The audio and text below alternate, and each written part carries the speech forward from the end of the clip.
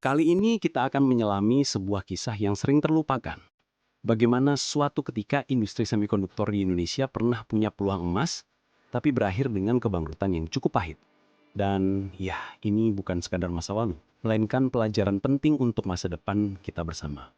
Kalau kamu penasaran kenapa suatu industri yang punya potensi besar bisa jatuh, dan apa yang bisa kita lakukan agar tak mengulang kesalahan yang sama, maka duduk santai, siapkan kopi, dan mari lanjut sampai akhir karena banyak hal menarik yang akan kita bongkar.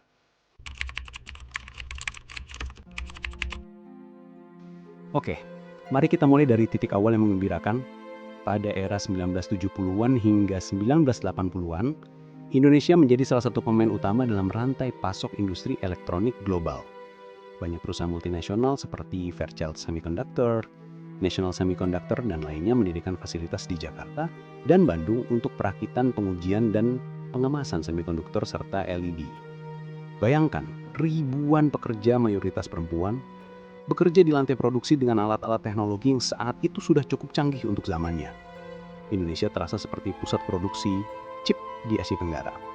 Keberhasilannya tentu bukan kebetulan, melainkan kombinasi dari biaya tenaga kerja yang relatif murah, lokasi yang strategis, dan masuknya investasi asing yang besar. Namun seperti semua kisah besar, ada titik balik yang kurang menyenangkan.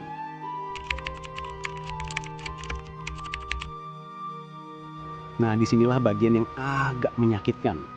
Pada medio 1980-an di bawah pemerintahan Presiden Soeharto, muncul kebijakan yang kemudian dianggap sebagai blunder oleh banyak pihak, khususnya larangan penggunaan otomatisasi atau robot di industri semikonduktor yang dikeluarkan oleh Menteri Tenaga Kerja Sudomo.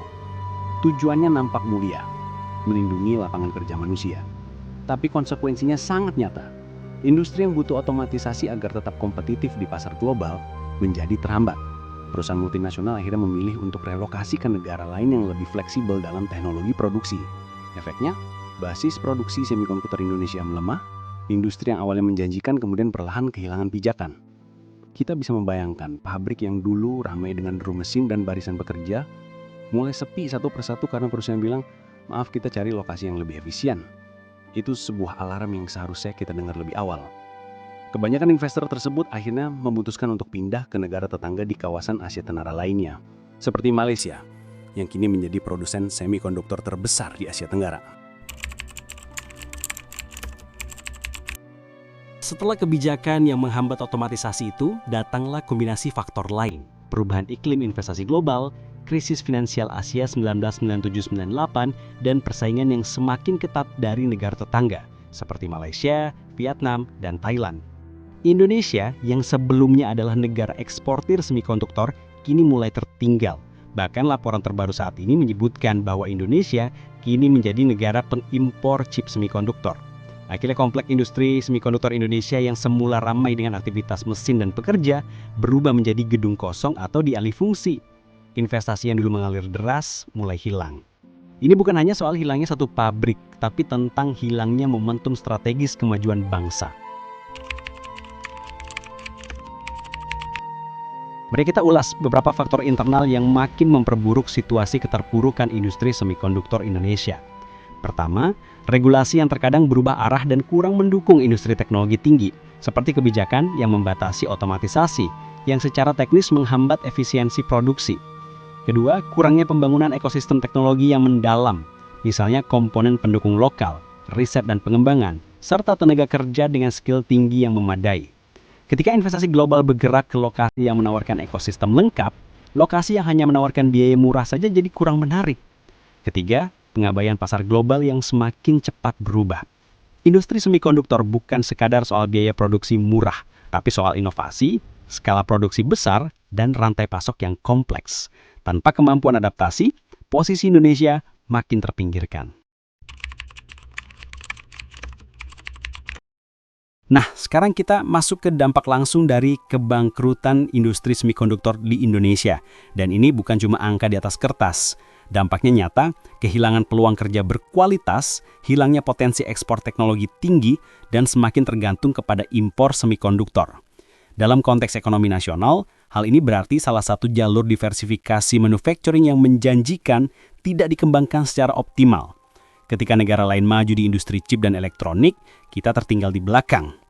Untuk generasi mendatang, ini adalah sinyal peringatan. Bila kita tidak membangun kemampuan sendiri, maka kita hanya akan jadi konsumen, bukan produsen. Padahal di era digital sekarang, semikonduktor adalah otak dari banyak teknologi, dari smartphone hingga kendaraan listrik. Tapi bukan berarti kisah ini tanpa harapan. Justru sebaliknya, bahkan dari titik terendah ini ada peluang besar untuk pemulihan, asalkan kita mengambil langkah yang tepat. Pertama, revisi regulasi agar mendukung otomatisasi, teknologi tinggi, dan investasi asing maupun lokal. Kebijakan lama yang membatasi otomatisasi harus dievaluasi ulang. Kedua, bangun ekosistem semikonduktor yang lengkap, mulai dari riset dasar, pengembangan skill tenaga kerja, hingga rantai pasok komponen lokal. Jika kita bisa menyediakan satu paket lengkap, investor akan melihat nilai tambah. Ketiga, fokus pada keunggulan kompetitif Indonesia, misalnya lokasi strategis di Asia, potensi tenaga kerja muda, dan integrasi ke industri 4.0.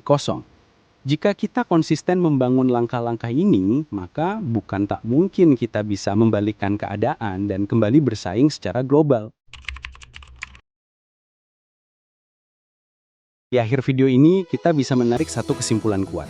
Industri semikonduktor Indonesia pernah punya momentum emas, kemudian terhenti oleh kebijakan yang kurang tepat dan ekosistem yang belum matang.